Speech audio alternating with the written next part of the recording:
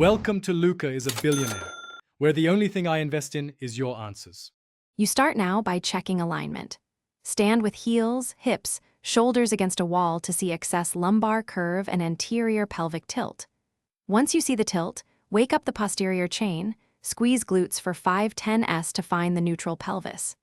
Then mobilize tight front tissues. Perform a 30s hip flexor stretch each side and a 30s foam roll for the low back. These actions reduce the exaggerated duck curve and let you move into strengthening with better mechanics. Once your pelvis can reach neutral, load the muscles that hold it there.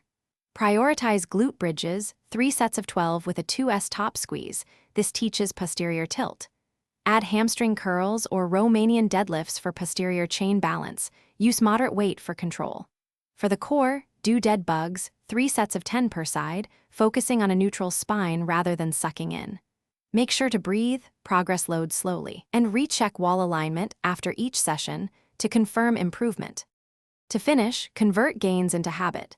Set posture checks every 60-90 minutes and perform a 10-30s microcorrection. Glutes on, neutral pelvis, tall chest. Progress strength by increasing resistance 5-10% weekly only if form remains solid.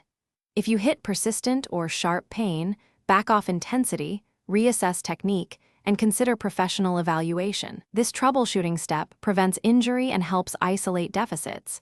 Tight hip flexors versus weak glutes, so you can adjust stretches, strengthening, or seek targeted care. Thanks for watching and please subscribe. It's the best investment you'll ever make.